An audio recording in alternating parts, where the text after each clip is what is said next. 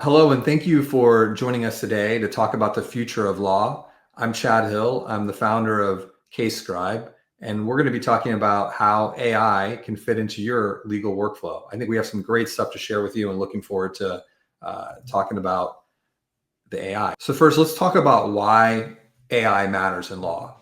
AI is becoming a part of every industry, and law certainly isn't immune. In fact, I would say that large language models have a more direct use in law than many other industries. Lawyers, in my experience, some are a little skeptical, and it takes a while for people to adopt new technology. Maybe you're a little bit unsure of how to apply it, and you've heard some of the horror stories of people submitting briefs with hallucinations and getting in trouble with the bar. And obviously, there's a lot of risk there. So skepticism and a little fear is to be expected. So what I want to do is talk about how you can apply AI to your law firm today and be aware of those potential issues, but be able to overcome them and get some benefit from this. So let me first introduce myself. I'm Chad Hill, like I said, and I've worked in and around law firms most of my career. Most recently, I've been working to help grow a national veterans disability law firm. And, we were growing fast, and both in marketing and intake and the operations, and we hit a wall. And we were looking for ways to scale up the firm and to handle all of the inbound requests for assistance without having to hire a one-for-one ratio. And we're looking for ways to grow and scale efficiently. So we started looking at technology. And that's really where we started looking at AI initially in the marketing and intake area. But today I want to talk about how we then apply that into the actual practice of law, or at least parts of the initial paralegal side. So next, let's talk about what AI is and what AI isn't. So what AI actually is and what it isn't, it's not a magic wand or a robot. What it is it's a tool, it's a co-pilot to help you with those time-sucking, repetitive tasks that get in the way of actually providing the know-how and knowledge and strategy that a lot of lawyers enjoy doing. So what we're talking about here is how can AI help you with some of those rote tasks like summarizing documents, searching for information, building first initial drafts of briefs. That's really what I think AI is great for. Let me share a little bit about how we applied AI in the practice of veterans disability law. When a client is initially retained, the first thing that needs to be done in the practice of VA law is to receive the claim file from the Veterans Administration and then thoroughly review that, both looking at service records, looking at claim information, and looking at medical records. This is a laborious task that used to take somewhere between 1 and sometimes, depending on the size of the case, multiple days for someone to go through kind of page by page and build a full index. So what AI has been able to allow firms to do is to more quickly ingest that information and build an initial index of the file. People are still involved in actually reviewing and verifying all that information, but it's taking something that used to take a day or 2 days down to something that could take a matter of hours instead of a matter of days. Some of the really cool things you get out of this is the ability to classify documents instantly. So rather than having to open every document and hunt for random issues in each one, we're able to very quickly classify all the information. It allows us to more quickly prep for conferences with the client and get more quickly into the case strategy and what we're actually going to help that veteran in terms of what they're going to claim, what we're going to pursue. Now, you might be thinking that this is the type of technology that only big law firms can afford. And actually, what I would say is that I think technology that's coming out today, things like we're building at CaseScribe, work best for small teams because it allows you to amplify or to expand your practice more efficiently than what a scaled law firm might be doing. So let's talk about how that ROI, what that actually looks like. With what we've seen building CaseScribe for the practice of VA law, This is saving 10 hours per case on average. And that lets the staff move from the sort of repetitive rote tasks to higher value tasks. So they're moving from just literally going through page by page and building indexes to actually starting to think about the case and making recommendations to the attorney. This is reducing burnout because it's a very laborious and sometimes tedious process just to go page by page. So some people love that, but a lot of people don't. So now people can move from doing those laborious tasks to something that has a bit more, that they're a bit more interested in. And the other thing that the ROI is that we're able to increase the amount of cases that an individual is handling without, again, burning them out. Now, let's talk about some things to be aware of when you're thinking about making an investment in an AI tool. You really need to think about what you really need and avoid buying stuff that's overkill for the job. I've seen, as we've built CaseScribe, many tools that do amazing things, but when they get in the hands of an attorney, they're not really features or functionality that you absolutely need. So be aware of not overpaying for things you're not really going to use. Also, you need to really think about how AI fits into a workflow.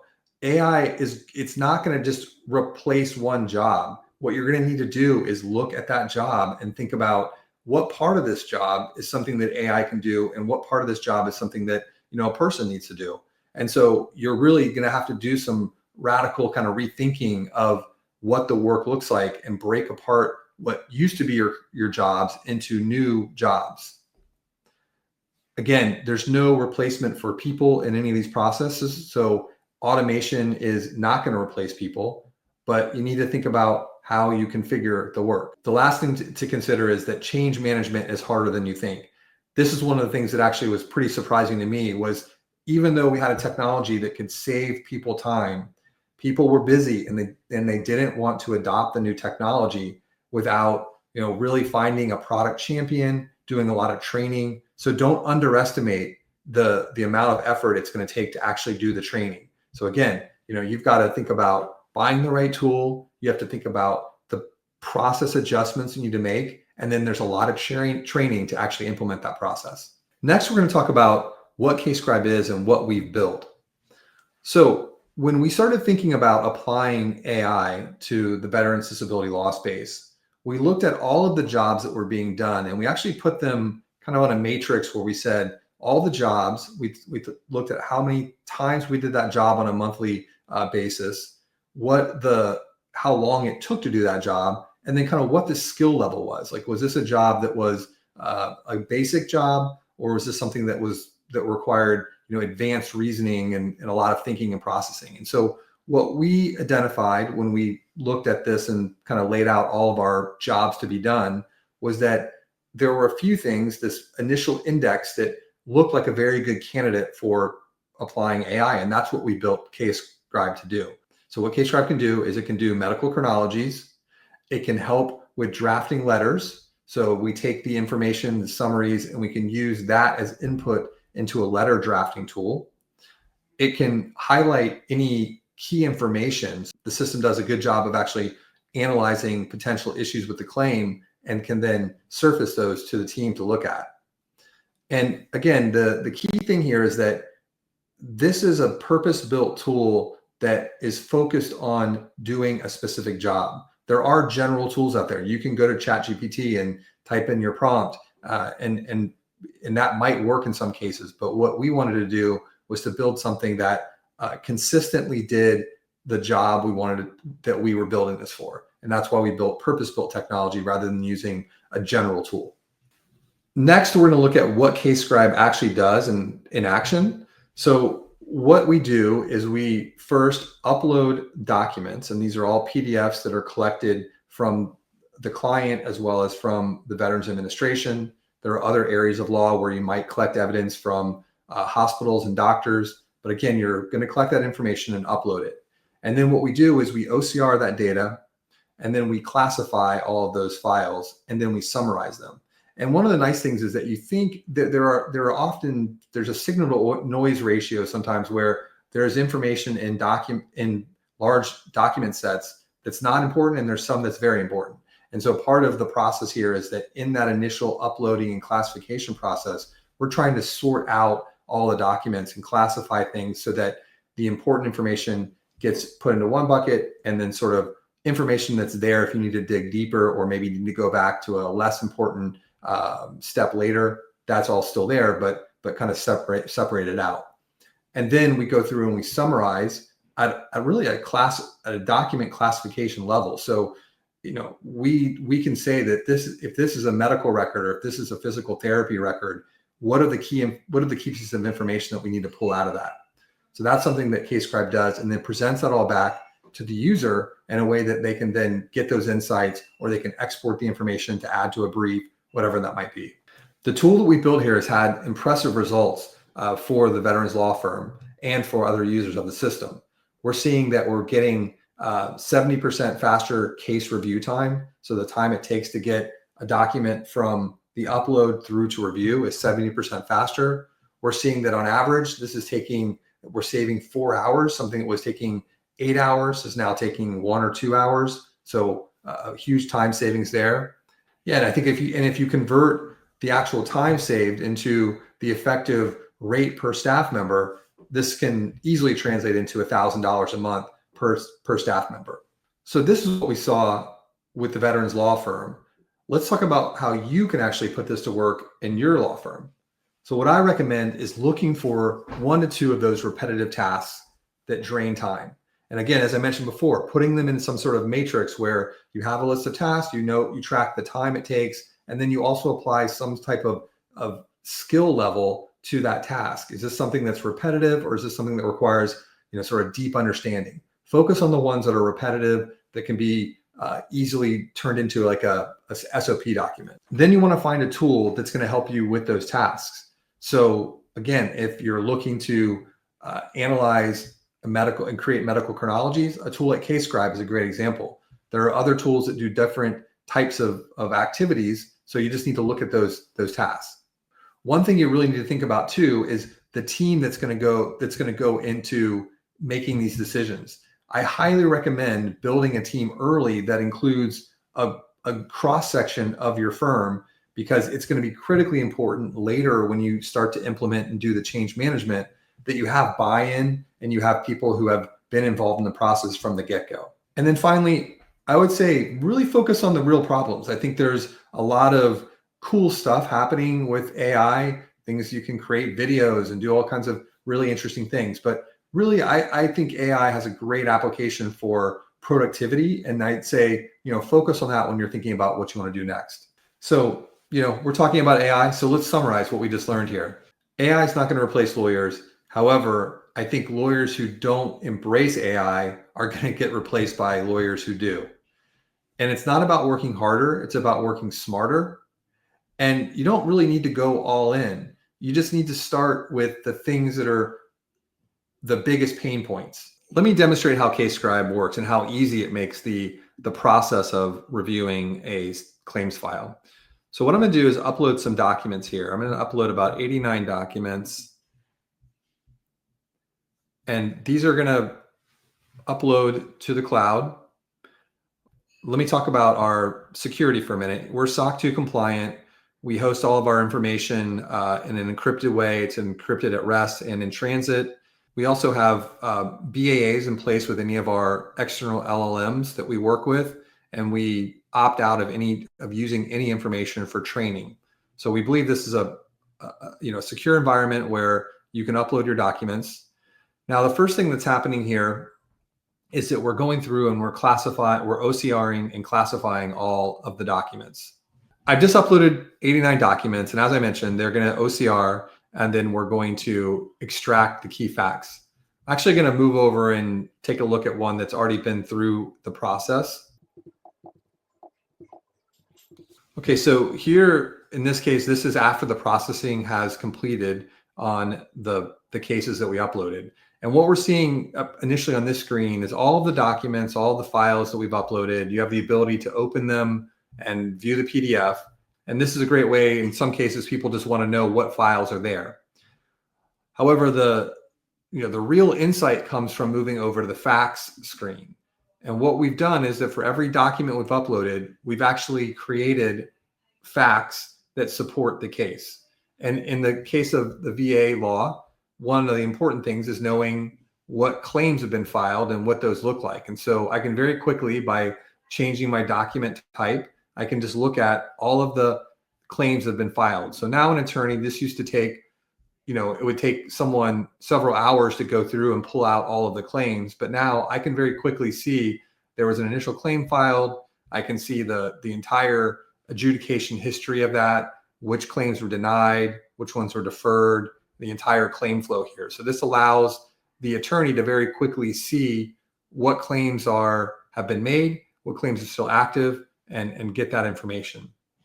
The next thing is that I might want to look at a certain one of these claims and get a better sense of what's happened. So let's just take a look at something like headaches, which was denied earlier. Let's take a look at this and just look at like what we have for headaches here. So we've got this, and so I'm looking at these tags, and what's happened with CaseScribe is that when we build the facts, we also go through and we tag all of the evidence. So now what I'm able to see is I'm able to take one particular condition, in this case migraines, and get a full understanding of what evidence has been supported in that, or has been presented in that part of the claim. So I can see here again that there was an initial claim filed. I can see that there were some records that were submitted. If I want to open these records and review them, I have the ability just to click and to open them, and I can actually read the documents here. And there's some information here about migraine. There was some prescriptions here made for that. So I have the ability to look at those medical records. I can then see again that in this case, there was a third-party medical exam done on headaches, and then a medical opinion done. And so then more information here on some exams conducted, and ultimately we see the decision here where the service-connected headaches were denied. So it gives you a full understanding of like that entire thread, that entire condition. So just imagine how before a veteran would come in and say, I'm suffering from headaches, and you would have to go through 5,000-6,000 pages and find all the key information related to the headaches diagnosis. Now, in a matter of minutes, you've been able to get a quick summary of everything you need on that for that part of the claim. So let's spend another minute and just talk about some other use cases. So let's continue with that headache kind of workflow. I might want to go into the file itself and do a global search for any time there was a mention of headache.